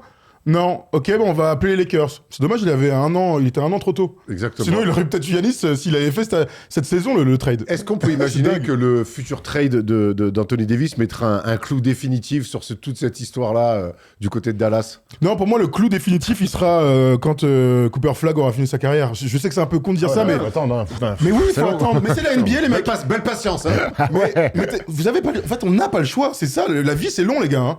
Après, On est là pour- après, on est là après. pour 80 piges. Je suis Moi, d'accord. ça- Si Cooper Flagg devient Monts et Merveilles, Team USA du meilleur scoreur, champion avec Dallas, on pourra s'asseoir et dire peut-être qu'il a eu la chance. Je suis d'accord mais avec toi, mais, finalement, c'est pas grave. mais quand pas Anthony Davis sera tradé, ça sera aussi la fin de Bah oui, c'est ça que je veux dire. la fin Parce du que truc pour là, moi, déjà. Pour moi, Cooper Flagg, il fait pas partie du tout, et le premier tour de draft ne fait pas du tout partie du projet Nico Harrison. Oui, mais- c'est un truc qui lui tombe entre les mains. Il a une Oui, mais chance si incroyable. Luka ne part pas, ils vont en playoff et ils ont pas le choix de draft. Donc, en fait, tout est corrélé. C'est ça qui est beau dans la vie. Il y a des ramifications partout, les tout est mecs. corrélé, oui et non, parce que sur le trade, quand Anthony Davis arrive, il est 3 quarts temps. Si Anthony Davis joue un peu plus de matchs, je suis pas sûr qu'il y ait le tanking et je suis pas sûr qu'il prenne Cooper Mais Flagg. là- Il gagne un peu de matchs, Là, vous me ils faites sont des 7ème, signes, vous faites 6ème. des signes. Par contre- Ce qui est sûr, c'est que c'est Nico Harrison qui a drafté Cooper Nico Flagg. Harrison, quand il fait ce. Enfin, mais on Merci. manquerait plus qu'il prenne quelqu'un d'autre, gros. C'est pour te dire J'ai que profité, je combe. Nico Harrison, il est resté quoi? Il est resté 2 ans, peut-être, je sais pas, 2 ou 3 saisons maximum. Je veux dire, quand on fera l'état des lieux à la fin, il a fait le pire trade, mais Le constat, c'est que sous Cooper Donc ça veut dire que si dans 8 ans, Dallas est champion NBA, on va revenir à Nico Harrison est un génie. Moi, je pense que quoi qu'il arrive, Nico Harrison, on parlera de lui. Oui. Quoi qu'il arrive. Pour moi, je pense que le moment où Anthony Davis va quitter les Mavs, ça sera le dernier clou du cercueil du pire trade de l'histoire. Parce que dans tout ce qu'il présente, win now, Anthony Davis, la défense gagne. En fait, il n'y a pas une seconde, il se dit on veut espérer avoir un haut show draft. Pour moi, c'est juste dans son malheur, et c'est ce qui lui donne peut-être quelques mois de survie un petit peu plus Quelques années, du apparemment. côté de la franchise. c'est que ce premier tour de draft lui tombe là. Mais pour moi, Je vais te dire pourquoi Nico je suis pas Harrison d'accord et avec toi. Cooper Flag ne sont pas du tout liés. Je vais te dire pourquoi je suis pas d'accord, parce qu'il y a quand même un monde où Anthony Davis est transféré d'ici le 5 février. Et en fonction de ce que tu récupères pour Anthony Davis, ça change l'histoire du trade. Un trade, c'est pas il est sec, ok, le mec est parti. On verra. Si demain il récupère un choix de draft qui devient. Ça veut dire qu'ils vont trouver un autre pigeon encore. Non, mais Anthony Davis, ils vont bien donner quelque chose en échange de lui. Tu Oui, vois, même si mais- Non, je te donne un exemple. une Je te donne 106. un exemple. Boîte auto, 106 Roland Garros.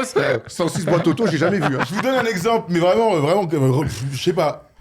Pour Anthony Davis, il récupère un ou deux joueurs, ok, pour matcher les contrats, et puis un ou deux choix de draft dans 3-4 ans. On l'aura pas en tête. Mais ça se trouve que ce choix de draft donnera un autre numéro 1 de draft. C'est pour ça que ça sert à rien de dire ça maintenant. Oui, non. Moi, je pense que c'est un fiasco, ça c'est clair. Mais l'échec total, on pourra le dire dans quelques années. Bon. Ça sert à rien de le dire maintenant. Très Ça, bien, je- Thomas. Voilà. Très bien, T'es Thomas. le plus patient de nous trois. Je suis pas le plus patient, je suis surtout le plus érudit. C'est le mec qui a hop des fleurs. Gobert Non, mais c'est- Salman et Rudy. Rudy Gobert. J'ai- Attends, pardon Salman Rudy. Simon Rudy, c'est qui Allez, Simon Rudy on va aller côté les... Tu connais pas Salman Rudy? Non, je connais pas. On va aller côté Lakers, Tennisman Steph, et je vais... Non, pas du tout. Steph, on va aller côté Ouais, Lakers. qu'est-ce Je veux qui se revenir passe sur ce que tu as dit tout à l'heure, qui est intéressant, Qu'est-ce que c'est je t'ai dit, que Erwan? l'arrivée de Luka Doncic, qui a au début fait un petit peu le timide, hein, on se souvient quand il était dans le corner, prenait 2-3 staggers pour monter, il en faisait pas trop. Bon, ça c'est fini maintenant, il a repris le contrôle, il fait du Luka, il joue comme il jouait à Dallas, à 2 à l'heure, avec des stats exceptionnelles. C'est lui qui fait la pluie le beau temps du côté des Lakers, il a clairement pris le contrôle. Mais t'as dit, t'es pas sûr que c'est changé complètement Non. la physionomie, la face de la franchise. Bah non, parce que. T'es d'accord avec ça? Bah, c'est moi qui l'ai dit. C'est lui qui l'a dit. Eh ben, faut arrêter l'agneau, là. Non, j'allais dire que pour l'instant, le bilan, après 1 an et demi, est-ce qu'il a bouleversé sportivement Ah non, la face ah des non. Lakers? Pour l'instant, non. Ah non. L'année dernière, il y a un an. Ah non, une campagne de playoff. Oui, Vas-y, vas-y, va au bout. Une campagne de Comme ça, je playoff te dirais que je suis pas d'accord. où tu prends 4-1 contre Anthony Edwards et Rudy Gobert et tu te fais casser la bouche littéralement. Là, peut-être que tu les voyais pas aussi haut. Moi, j'avais quand même, quand tu es dans une équipe, quand tu as Austin Reeves, quand tu as Lucas, quand tu as LeBron et que tu récupères DeAndre Ayton et que tu as quelques joueurs à côté, je laisse quand même Moi, je penser. voyais très haut, je suis déçu pendant saison. Ah d'accord, ok, bah merci. Donc on y est. Donc pour l'instant, pour moi, sportivement, je vois pas exactement quelle est l'énorme plus-value d'arrivée de Luka Doncic. Alors comme Nico Harrison et Cooper Flag, faudra attendre quelques années. Ah, c'est mieux Ah quand oui, même. mais bon, là, le constat, il est quoi? Est-ce que Luka Doncic a bouleversé sportivement le niveau des Lakers? Dans les résultats à très court terme, non. Ils se font sortir quoi qu'il arrive sale, soit par les Nuggets, soit par les Wolves. Ça, c'est une certitude. Après, moi, je veux bien, mais tu dis, ça n'a pas bouleversé la suite de la franchise. Moi, je te dis que oui, parce que grâce à l'arrivée de Luka, tu accélères la fin du process de LeBron. Et ça, pour moi, c'est un game changer exceptionnel pour les Lakers. Parce que jusque-là, on savait pas ce qui allait se passer. Est-ce qu'Anthony Davis allait pouvoir prendre le relais de LeBron? Sur le terrain, c'était intéressant. Mais l'arrivée de Luka fait que, bah, c'est bon. Là, LeBron, t'as 10 moi, ans. j'attends qu'une chose, hein. Vas-y, hein, LeBron, monte un trade, frérot. Hein. Vas-y, là, le 5 février. Ouais, d'accord, mais montez quand un tu trade. mais quand tu Mais non, ça change tout. Mais quand tu acceptes ce trade et que Lucas arrive à Lakers, quelles sont tes attentes? Il y a qu'une attente, c'est que les Lakers soient champion NBA. Bah, c'est le T'as fantasme. pas d'autre chose. Oui, enfin, une fois qu'on a dit ça, on sait très bien que Austin Reeves, LeBron James et Luka dans un 5 majeur, ça va pas gagner un titre. Et on connaît assez bien le basket tous ici, et tous les gens qui nous regardent, hein, même Chris Roche et Yanis, pour dire, mais ils vont pas gagner sûr. comme ça. Pas sûr, parce que Chris Rush, il était à Koh-Lanta, là, il a son foulard. Ah, bah, on fait des private jokes sur un mec qui a un foulard violet, bref. Mais je veux dire, oui, c'est décevant, oui, ce serait mieux.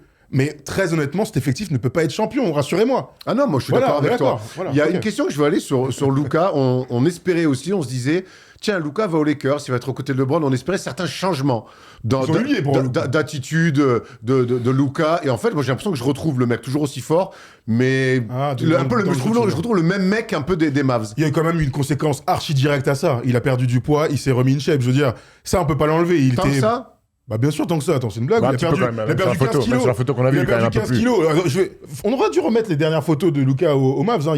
C'est assez clair. Il s'est remis en forme. On l'a vu avec la Slovénie. Il va pas au bout, mais ça, t'as pas une assez bonne équipe. Et il a quand même, a priori, changé un petit peu sa manière de gérer les intersaisons. Donc ça, c'est une bonne chose. Maintenant, sur le terrain, oui, de toute façon... Il a arrêté de la toute tisse. façon, Il a arrêté la tisse comme les Browns. encore des saisons.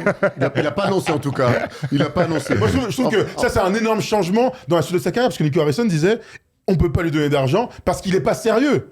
Je pense quand même que d'un point de vue sérieux, il y est. Après, l'attitude sur le terrain, il changera jamais. Il changera jamais. Bah Non, mais voilà, moi, voilà. je pose une question. C'est là, D'accord. pour le coup, Ouais, je la mais pose t'aurais déjà. pu penser qu'en étant associé à LeBron, on a eu ce fantasme-là en disant LeBron C'est vrai. va pouvoir le prendre, peut-être lui dire, Non. mon grand, tu te Mais même disperses un leur peu trop. relation sur le terrain, en fait, les deux. Ouais, j'ai pas l'impression que s'entendent bien, j'ai pas l'impression que ce Bon. soit deux sauces de l'espace en Non, fait. non. Après, ils viennent d'univers complètement différents. Oui, c'est- Enfin, je veux dire, honnêtement, Kobe avait ce truc international, donc il adorait Vujacic, il adorait Pogasol. Oui, parce il adorait Rolly. qu'il est passé à Mulhouse, il est passé Voilà. en Italie, il avait cette culture un peu Voilà. d'apprendre la langue, LeBron, il y machin. a un seul mec. Allez, il y a deux gars quand même.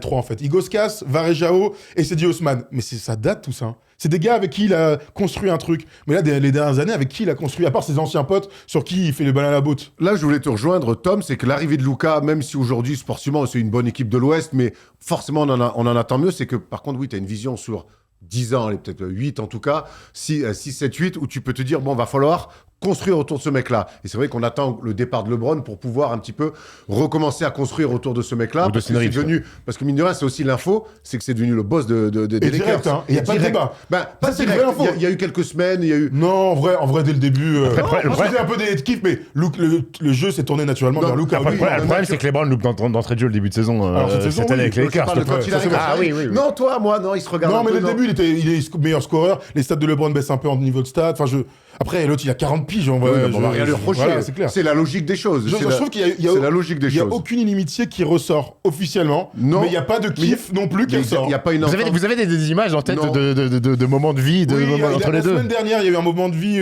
quand Il lui a LeBron fait un mettait chabit, l'énorme hein. tir. Il a fait un chabit. Ça, c'est Dwight Howard qui met des olives à tout le monde, vous vous souvenez? Ah ouais, Non, bon, mais c'est incroyable. La semaine ça. dernière, LeBron, il met un énorme tir, tu sais, quand il est clutch, je sais plus contre qui d'ailleurs. Et derrière, il y a une belle image entre les deux. Ça vaut ce que ça vaut. Pas grand-chose. Hein. Pas grand-chose. Écoute, on va regarder la cote des Lakers pour aller en finale cette année du côté de nos amis de Winamax et vous allez voir, eh ben, la cote elle est à 20. Ils sont là, C'est énorme. Ils sont déjà dans le tableau, c'est bien. Oui, Ouais. parce que tu connais, les bookies mettent toujours les équipes all-time très très hautes. Donc tu vois, OKC largement devant, à 1,70. Denver 5. San Antonio, Antonio 3e, 9. Houston 12. Minnesota 17. Et là, les Lakers sont à 20 avec les Warriors à 25. Quand tu vois les Lakers et les Warriors, tu comprends que c'est la hype plus qu'autre chose. Petit aparté, hier soir, très bon match entre les Spurs et les Rockets, on s'est régalé. Très très bon match NBA, beau duel entre Şengün Victor, et bravo, Victor. Donnez-moi une Bravo, série. Victor. Un premier Non, tour de donnez-moi France-Turquie sur 4 matchs. Oh, voilà. Tu sais ce qu'on disait ce matin, non seulement on veut les voir en NBA, les duels. Mais alors pendant Ah l'Euro, ouais, la Coupe du Monde ouais. 2027, là, oh là là là Avec là. Yanis Aymen, on a fait une vidéo sur les futures un peu rivalités de Victor. Et c'est vrai qu'on n'a pas cité Şengün, mais hier, je peux te dire qu'au bout de 3 allers-retours, j'ai compris qu'avec Şengün, il y allait avoir une vraie rivalité. Qu'est-ce qu'ils se sont Ah mis les ouais. deux? Mais Ils m'ont régalé. T'as hein. raison, on a parlé de Minnesota et d'OKC. C'est normal, mais Houston, ça fait 3 rivaux potentiels à affronter en playoff pour les Spurs. Et voilà, donc si vous voulez bosser avec nous, évidemment, si vous voulez jouer, plutôt avec nous, ça se passe comme ça avec notre partenaire Winamax. Depuis plusieurs années, Winamax est partenaire de notre chaîne. Et avec eux, tu peux utiliser ton expertise pour gagner de l'oseille en pariant sur toutes les compétitions de basket, sur les matchs, mais aussi, et ça on adore, parier sur les perfs des mecs. Tiens, je sens bien qu'un Serbe va faire un triple-double, pari plutôt safe. Tu peux aussi miser sur qui sera le meilleur scoreur, le meilleur passeur, et même miser sur les duos. Bref, l'offre basket Winamax n'a jamais été aussi complète et en plus, lors de ton premier dépôt, tu es automatiquement remboursé à hauteur de 100 €. Et vu qu'on est sympa, on t'offre même un petit bonus de 10 € lors de ton premier dépôt avec un code FT10. Plus d'infos en description. On rappelle quand même, le plus important, c'est strictement interdit aux moins de 18 ans. On est là surtout pour s'amuser. Pas simple de conclure ce débat. Un an plus tard, on voit que la carrière de Luka Doncic va s'écrire avec les Lakers et qu'il faudra construire autour de lui et que le challenge quelque part aussi de Luka Doncic, ça sera d'avoir son numéro accroché avec toutes ces légendes-là. C'est un nouveau challenge dans sa carrière qu'on n'imaginait pas quand il était du côté de Dallas. Et pour Dallas, il va falloir reconstruire autour d'un numéro 1 de draft. Un an après, comment on peut... Quel point final on peut mettre sur cette histoire? Que les Lakers sont bien couillés, les Mavs. Sans aucun doute. Mais ils se sont couillés tout seuls, les Mavs, en fait. Oui, mais quelle que soit la raison, je veux dire, tu vois, tout à l'heure on disait c'est le Lakers, j'ai pire rien demandé. trade et tout. Pour moi, c'est le meilleur trade que j'ai jamais vu dans ma position. Pelinka, il arrive chez lui, il regarde ses mails, peinard, il regarde un peu ce qu'ils ont fait l'OM en Ligue 1, puis d'un coup... Tu milites ouais, frère, je suis au café, là. Pardon? Ah ben oui, on va trader Lucas, si tu veux, il n'y a pas de problème. C'est fou. Incroyable. Ouais. Mais c'est ça qu'on Il y a des trades- il y a des trades gagnants-gagnants, des trades perdants-perdants. Bon, là, il y a un trade gagnant-perdant. Mais comme très souvent dans l'histoire des Lakers, ils s'en sortent quand même entre Pau-Gasol, tu vois, on peut en citer plein des Ouais, trades où tu dis, Ah, ça, t'as quand même les Lakers. Ça, c'est l'histoire des Ah, Lakers, ouais. cette baraka, et puis cet aimant, cette franchise qui est un aimant à Tout à superstar. fait. Pas C'est star, ça, à en fait le constat superstar. de ça. C'est Est-ce ça, hein. que Lucas aura ce maillot retiré à Dallas? Moi, je pense que oui. Moi, je pense que oui. Moi, je pense que oui. Il est 5 fois au NBA First Team, tu fais une finale. Moi, pour moi, t'es champion de l'Ouest, donc. Hein. Et puis Pour moi, il ira, ouais. Puis il a rien demandé, quoi. Oui. Et puis Oui, l'amour, bah oui, je suis l'amour d'accord. qu'il a Ouais, de il cette part pas franchise. fâché avec Mark Cuban, Mais t'as tu vois, raison. on peut dire un truc pour finir aussi, c'est que moi j'aurais toujours un goût amer de cette histoire pas finie de Luka avec Dallas. Grave. Alors on sait pas ce qui se passera dans la suite, mais j'imagine que si un jour il doit y retourner, il sera quand même sur une fin de carrière. Moi le goût inachevé, surtout après une année où il va en finale de Luka avec Dallas, ça me laissera toujours un goût amer. Et c'est Affreux. un énorme motif. Affreux. En tout cas, si Luka devait retourner à Dallas, ce serait quand même une grosse surprise parce que les Lakers choient à fond leur superstar. En général, quand tu arrives aux Lakers, tu irais jusqu'à la fin de ta carrière. De Karim à Magic, à Kobe et LeBron, ce qu'il est en train de faire en ce moment. À part Shaquille O'Neal pour des raisons incroyables, c'est quand même très très rare que les gars se barrent. En tout cas, les fans des Mavs, ils ont morflé. On vous a demandé est-ce que les Mavs ont-ils subi la pire des trahisons? On va prendre rapidement 3 commentaires parce qu'il faut qu'on aille vite. Il y a 5 MJ qui dit je ne regarde plus les Mavs depuis ce trade. J'étais un grand fan de l'ère Cuban et de Dirk Nowitzki. Luka prenait la suite de Dirk parfaitement.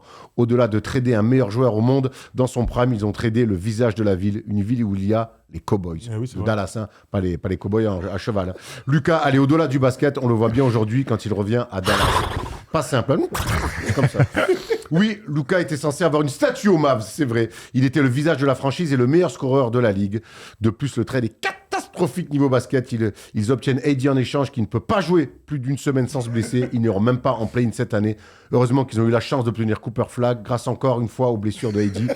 Mais il ne vaudra jamais Luka Magic. Putain, ils en ont gros sur la patate, les Bah mecs. oui, il y Hein. a de quoi. Le dernier commentaire, Luka a mis plus de points dans les premiers cartons cette saison que AD sur les matchs complets. Juste ça, c'est aberrant. Bon, ben voilà. C'est fou. Écoute, C'est en tout cas, il a marqué les esprits, il marquera encore les esprits. Il y aura certainement des émissions pour fêter les 10 ans de ce trade, ou en tout cas pour revenir sur ce trade assez Et puis surtout, on exceptionnel. verra dans 15 ans pour faire le bilan de Cooper Flag. Ouais, bien Exactement, sûr. Pour la 25e année du First Day Show. Mais toutes les superstars ne se font pas trader. Même Joel Embiid est resté du côté des Philadelphia 76ers. Il a même droit à sa palette cette semaine.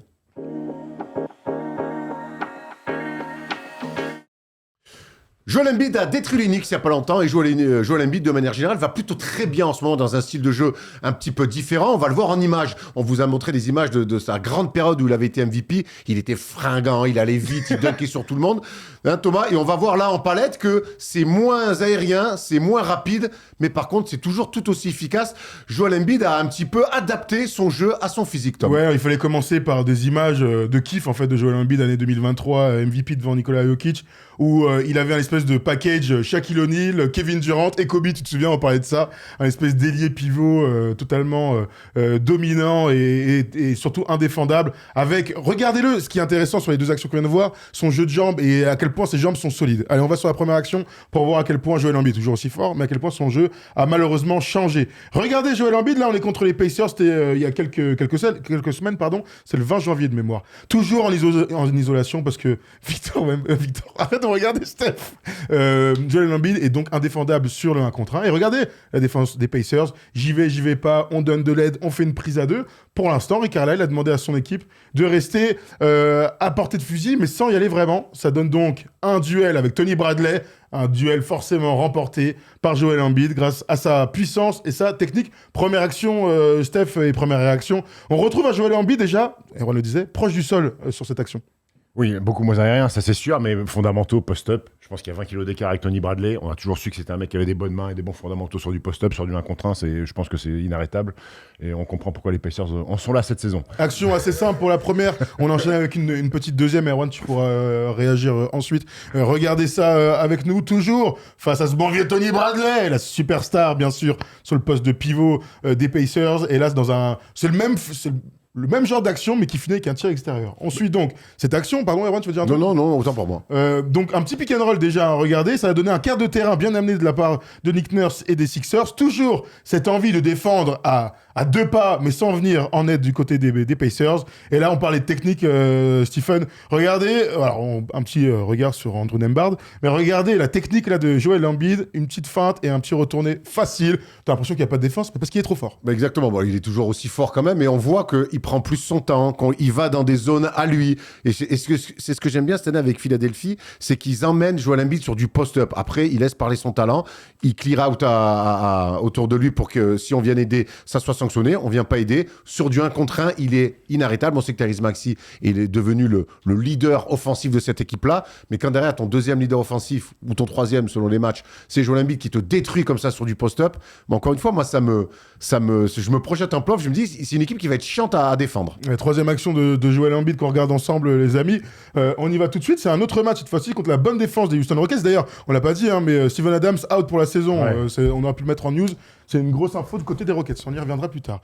Allez, on y retourne contre les Rockets, du coup, dans le deuxième quart-temps de ce match-là. Une action où Joel Embiid, sur le papier, il est pas impliqué. Hein, ça se passe loin de lui, avec un jeu de 1 contre 1 absolument pas joué sur Kevin Durant. On va jouer à l'opposé. Regardez, tac. Et là, c'est bien joué, la bonne prise de position. C'est Rich Shepard, là, qui essaie de jouer l'interception. Il se fait dégager, très clairement.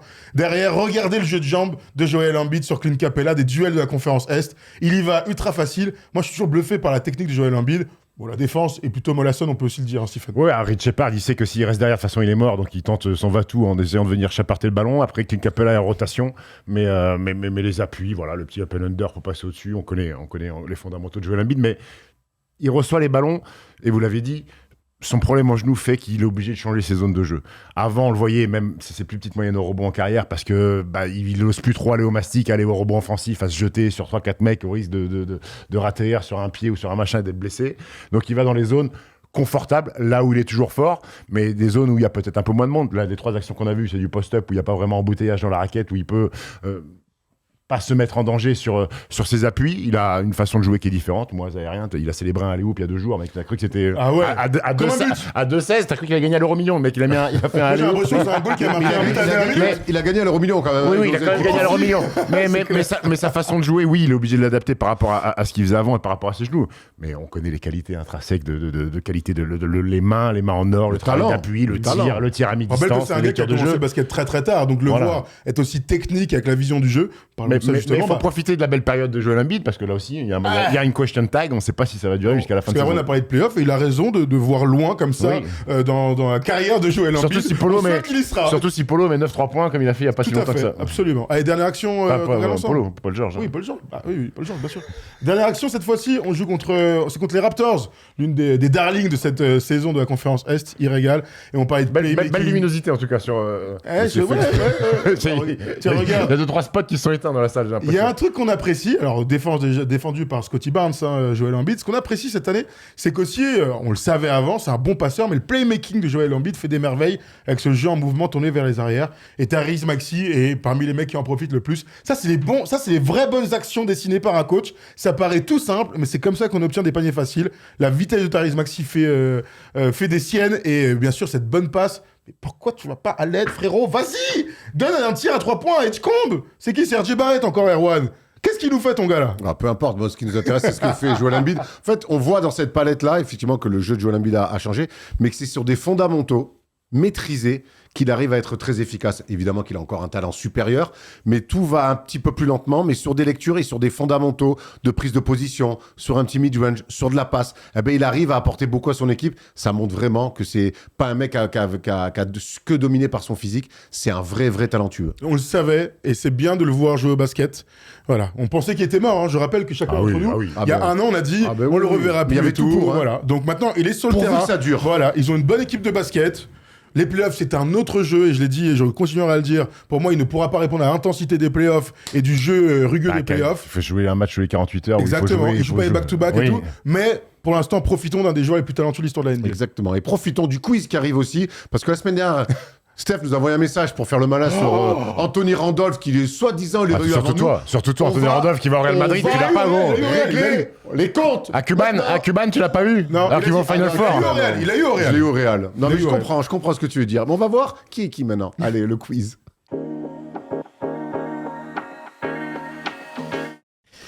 Allez, qui dit fin d'émission, dit quiz et il y a des comptes à régler. J'entendais en intro là. jamais, Si. Ça devient personnel, il y a eu des insultes pendant le Oui, c'est jingle, donc Je pourrais témoigner au Pas du tribunal. tout, pas du tout. Ça, Faux témoignage.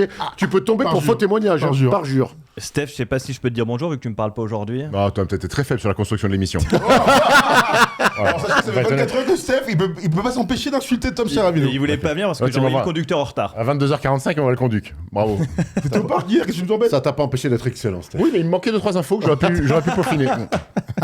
Allez, j'ai fait une petite énumération et un petit qui suis-je. L'énumération qu'on est allé chercher avec Ayman, c'est tous les joueurs français qui ont mis au moins 25 points une fois dans un Ah, match. c'est super, j'adore. T'adores Énumération des Ouais, Français. à plus de T'adores ça, en 25. plus Allez. ça, ils taffent en ce moment les Français, donc tu peux commencer Steph. Nicolas Batum. Nicolas Batum, Alex Sarr. Alex Sarr bien sûr, Bah, Victor Wembanyama. Victor Wembanyama, Tony Parker. Tony Parker, Pas déjà, quand Mike même, Petrus. Je sais pas s'il montait si haut. Aussi. Mais 25, si, Watch out. mais si, mais si. Evan Fournier. Evan bien sûr. Ah, c'était mon prochain! J'ai fait avec l'accent en plus, incroyable! Rudy Gobert! J'ai fait avec l'accent en plus, c'est la famille Rodri. Très bien. Rudy Gobert. Rudy. Attends. Oh bah, Zachary Zaché. Tout à fait. Bien sûr. Oui. 25 points. Je vais tenter. Bilal Koulibaly, il a dû avoir un coup de chaud, il a dû mettre 25 une Bien fois. donc sûr, je vais il dire est Bilal là, il Koulibaly. est dans ma liste. On a dit Evan, hein? Oui, Boris Dio. Oui. Oh, il était pas oui sorti. Babac. Bien sûr, Babac. 25 Il reste beaucoup encore. Écoute, il m'en reste une petite liste, ouais. Il m'en reste 1, 2, Petite liste. 3, Mhm. 4, 5, Ah oui, d'accord, 6, 7, Joachim Noah. 8, Bah, plus que 7. Joachim Noah. Plus que 7. Joachim Noah, c'est bon Oui, oui. Joachim, là, c'est bon. C'est à moi. Ronny, il a jamais mis Il 25. reste à l'ancienne, il reste des récents. Ronny, il a jamais mis 25. Johan Petrovic. Non. Non. Je vais tenter Kevin Serafin, 25, un Oui. sort de chauffe. Jamais. Ah, Kevin Serafin, je vais aller vous dire son l'autre, Il faut record. croire qu'il a des post-up, il est incapable de mettre 25. Kevin Chier, Serafin en NBA, est-ce que j'ai son record? Mais tu peux continuer en attendant. Tariq Abdul Il a Wahab. mis 24, c'est dommage. Oh, il a dû faire 0-2, lancé. Tariq, c'est Tariq bon. Abdul Wahab, ouais. Ah putain. Yann Maïmi, il a dû mettre 25. Yann, je l'ai vu. Là, ça commence à être chaud, là. Hein. Attends, y a qui dans les récents, là? Ah, je sais pas, il y a des mecs qui taffent récemment. Y a des mecs qui taffent récemment? Ouais. Oh, j'ai pas du tout l'indice, là. Attends, des mecs qui taffent récemment. Des mecs qui taffent récemment. Oh là là! Ah ouais, comme ça, il a mis. Allez, il va me falloir. Allez, vas-y. va Ouais, pas non, leur- je sèche, les amis, je sèche. Je sèche, je J'ai veux un français dire. au pif. Je dis un français au pif. J'ai pas du tout. C'est 10 secondes. Sissoko. Non, non, c'est une blague. Non. Je sais pas, C'est j'avais pas, non. le van. Attends, Nolan, il a mis 22. Oui, il a pas mis 25, mis ouais, 25. ouais, non. Non, il a pas mis 25. Il y a qui? Oh, tu vas nous remettre en jeu tous? Maxime. Jérôme Moïseau, non. Maxime Reynaud, bien Maxime sûr. Reynaud avait mis 29. C'était lui, là, qui tu pensais? Eh ouais, c'était Ah, lui. Maxime. Il y avait aussi Kylian Hayes qui l'avait fait. J'avais qui? J'avais Geoffrey Lauvergne. Je sais pas si on l'a dit. Il y avait TLC. Timothy Locavaro, il a mis 25 en NBA. Geoffrey Lauvergne Ouais. aussi? Alexis Aginsa Ah oui, avait mis. Ça, on s'en souvient d'un Et 20 il et me 20. semble que Yacouba. j'ai dit. Jawara. Yacouba, non. Il Non. était à plus de 20, mais il a dû être à Ah, 23. ouais, c'est fou quand même, hein. Gros, 25, c'est une bête de Non, non, marque, hein. moi c'est Axel Toupane. C'est Timothée qui a mis 25. Ouais, c'est dingue. Bah, avec, à un moment, il a avec Brooklyn ou avec Oui. Philly, il a un gros passage. Ouais, avec Philly, ouais, peut-être. Je vais aller le trouver très Avec rapidement. Philly, il a un pour gros qui- passage. Non, non, qui mais c'est met pas grave, je te crois. 26 points contre les Bucks en 2020. Ouais, tu vois. Dans la bulle. Bon, allez, on passe au qui suis-je. Dans la bulle, Aaron, il aurait mis 20. La bulle G-League, par contre. Hein. Enfin, même ça, j'avoue, je fais une mauvaise blague. Allez, Comment allez. qui suis-je? C'est très gratuit ce qui vient de se passer. reste concentré, ils essayent de te sortir. Je suis né le 8 novembre 1978. Très bien. J'ai donc 47 ans et j'ai arrêté ma carrière en 2012. Dans ma carrière, j'aurais joué dans 7 franchises NBA, mais aussi 2 équipes européennes. Mais. Commençons par le commencement. Je nais à Wichita. C'est d'ailleurs là-bas que j'irai à la fac, à Wichita State. 2 saisons de 97 à 99 où je tournerai à 22,6 points lors de ma saison sophomore. Puis après un différend avec mon coach, je ferai une saison blanche avant de signer à Texas en 2001-2002. J'inscrirai 15 points, 5 rebonds, faisant de moi le meilleur scoreur de l'équipe sur cette période. Mais on n'ira pas loin en post-season. Je me présente à la draft 2001. Dans mon scouting report, on dit de moi que je suis un joueur NBA ready, physiquement, slasher juteux, mais avec un shoot pas encore très fiable. J'ai de bons espoirs d'être appelé, pourtant mon nom ne sortira jamais. Je rentrerai en NBA en signant chez les Minnesota Timberwolves. Mais je joue quelques miettes et 10 matchs en tout.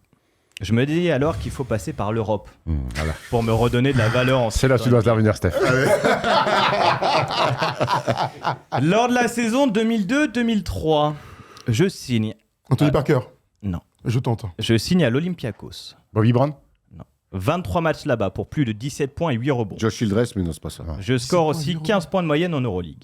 Avec mon mètre 96, je suis un arrière costaud avec des beaux bras, beaux biceps.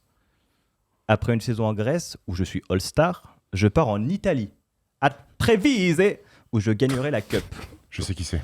Je serai le meilleur score de l'équipe avec Métis, chauve, costaud. Gary Trent, non? Non, je serai le meilleur score de l'équipe avec presque 20 points, pareil en Euroleague. Ah, vite, la Après NBA, avoir vite, bien vite, taffé vite. en Europe, je reviens en NBA. Il l'a pas. Dans ce le moment. roster de Sacramento. Je T'as eu prends... Sydney? Non, je prends du temps de jeu. 96, frère. On est en quelle année là? Quelle année? Je prends du temps de jeu puisque je joue 19 minutes en moyenne sur la saison 2004-2005. Lorenz John Fernandez? Salmons? Non. Non, Six non, points. non. C'est un métis. Je gaillard, signe poste pour 3. un an, puis je suis agent libre et je signe à Détroit. Je garde mon numéro 5 et je m'installe en backup de Rip Hamilton. Une saison, puis s'en va de nouveau en 2006-2007. Je vais jamais trouvé Je son signe sur un plus gros marché. Me voilà aux Lakers. 23 minutes de moyenne pour plus de 8 points, backup de Kobe. Je rentre même 10 fois dans le 5 majeur. En playoff, je joue 16 minutes lors de la série perdue face aux Suns. Attends, c'est qui ça? Ma saison 2007-2008 sera coupée en deux, 7 petits matchs avec les Lakers, puis c'est le Magic qui vient me chercher pour me mettre dans le 5. 24 minutes de temps de jeu pour 9,3 points. Oui, c'est super, Ma meilleure ce que moyenne t'as en fait. carrière. Je vais jamais le trouver. Je vous fais un petit récap. Minnesota, Ah, je l'ai pas du tout. Olympiakos, Je l'ai, il Treviso. est devant moi, gros. J'ai envie de le checker, gros. En Ça va 2004, je reviens chez les Kings, Pistons, Lakers et Magic. Je sais pas Et la comment lampe il qui s'appelle, tombe. gros. Je sais Je ne comment il l'ai pas, les s'appelle. gars. Et nous Tu voilà vois, en 2008-2009. Et je vais jouer 2 ans et demi chez les Hawks. Je suis repositionné ailier. Je porte le numéro 1. Sur mes 206 matchs à Atlanta, j'en joue 42 dans le 5. Je suis d'ailleurs titulaire lors des playoffs 2009. Affreux. Je l'ai pas du Je tout. finirai finalement ma Putain. carrière à Washington où je croiserai Kevin Serafin avant de prendre ma retraite en 2012. Ah, putain. Ah, vous l'avez pas. Eh, tu nous as Les séché là. initiales, Hein. les initiales. Non, attends, les initiales quand même. Ah, bah, oui, oui, Initial où vous voulez que je vous redonne les numéros, je les ai donnés les numéros. Non, voilà. Ça n'a pas Initial apporté c'est grand-chose. M-E. Maurice Evans. Maurice Eh oui, Evans. voilà, Eh putain, oui, c'est Maurice lui. Evans. Ouais, bon. Bon, écoute, Il était pas simple, hein. Mais il Non. était passé par l'Europe. Très dur, moi, Et les Evans. Lakers. c'est pas mon plus beau but, mais ça reste un but. Oui, t'as raison, prends-le. Hein. Mon Evans. Ouais, Momo, putain, Bravo, très je vite, vois. c'était incroyable. Tu l'avais, il a dit un petit Mais smash chaud, hein, il l'avait. oui, Tisley, poste 3, un peu costaud. Ouais, mauvais. Beau garçon. Beau garçon, ouais. Beau garçon. Ah, très vite, à la tacos, il a dû laisser des ardoises. Maurice. Je crois, allez, je crois que sans qu'on commence à aller là-dessus, il est grand temps de rendre l'antenne. Merci à tout le monde, merci aux équipes de Léo, merci à Yanis, à Chris, à Thomas Laokis qui est venu aussi, Jérém et Tom au quiz. Thomas, bravo, Steph, bravo. On se retrouve, nous, la semaine prochaine, on sera à New York, soyez bien avec nous. On va vous faire des vidéos spéciales de là-bas, selon notamment avec ce qui va se passer pendant cette trade deadline incroyable. Sinon, on se retrouvera le jeudi 5 pour une spéciale sur Clutch sur la Wina TV. Et puis, on espère vous faire une interview de Mo Diawara de New York. Merci à tous. Merci. Je sais pas ce que tu fais derrière mon dos. C'est pas grave, on vous embrasse. Pas d'NB Classic Game lundi exceptionnellement parce qu'on est à New York. Et Chris, la sentence est irrévocable. Allez.